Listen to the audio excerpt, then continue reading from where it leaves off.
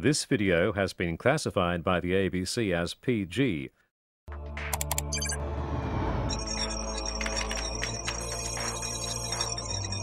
Meet the Catholic Church, owners of a global child sex abuse scandal. In the past 50 years, around 30,000 people in 25 countries have reported abuse by Catholic priests. Church officials stand accused of failing to report cases to secular authorities. In a recent letter of apology to Irish Catholics, Pope Benedict XVI said fast-paced change and secularisation has led to moral decline, blaming modern society. But the Church's own paper trail shows it has known about and failed to deal with the problem for 2,000 years. The first recorded link between priests and paedophilia can be found in a manual for church officials from around AD 60 called Didache. Older than the New Testament, it made the rule clear: thou shalt not seduce young boys. In 309, the Church's Council of Elvira, which dealt with issues of clerical marriage and celibacy, said those who sexually abuse boys may not commune, even when death approaches.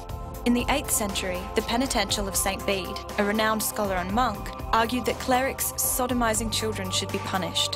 In 1051, St. Peter Damian wrote the Book of Gomorrah, which complained of rampant child abuse and attempts to hide it by church superiors.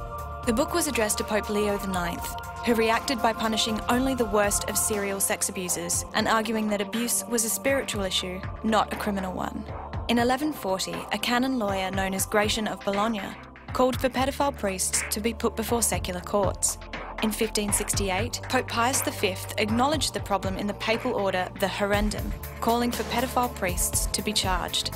In 1741, Pope Benedict XIV wrote the definitive church document on child sex abuse, the Sacramentum Penitentiae.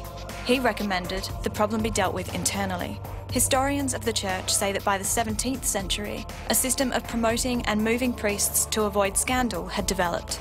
In recent times, church laws passed in 1917 and 1962 called for cases to be handled in secret, with no requirement to report offenders. In 2001, head of the Holy Office and future Pope, Cardinal Ratzinger, argued abuse allegations should be dealt with under the Church's greatest level of secrecy, that of pontifical secret. This week, the Vatican pointed to guidelines created in 2003, but unfortunately not circulated, requiring offending priests to be reported to police.